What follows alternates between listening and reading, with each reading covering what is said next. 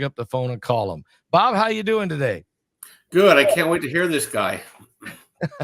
He better have a rabbit in the hat. Trump's throwing out carrots and sticks. So, I mean, Trump has the white beard on and the red hat. He's going for it. But look, there's a method to his madness. He's been very consistent his entire life. So, there was a period of time in the United States where we had 4% deflation and we had a rapidly growing economy. And that was after the Civil War and before World War I. And it was extremely low taxes and high tariffs. And so basically what you do is you wall off your foreign competitors from getting into your market, and you create what I call a pressure cooker. You can't arbitrage the wages, and you have people that'll be making more money than it costs to live. And you won't have to subsidize so many people. And the other thing Trump's going to do too is that, look, he's not a war president. So, he's going to be streamlining probably the defense, budgets as well.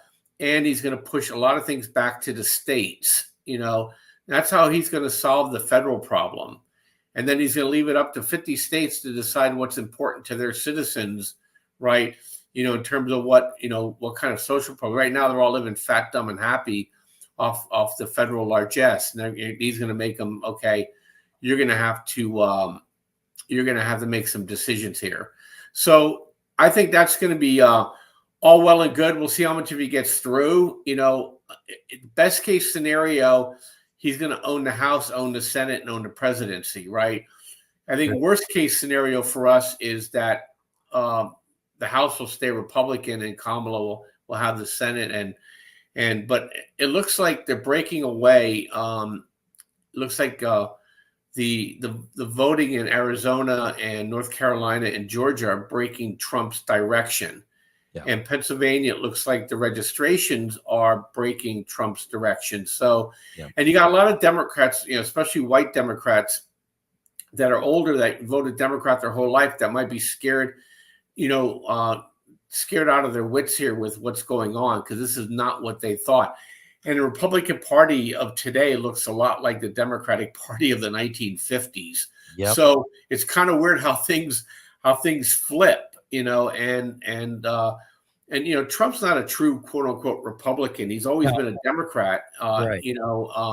But this is where he found his home. Same with Elon Musk, So I think it's interesting. I'm not opposed to most of the stuff.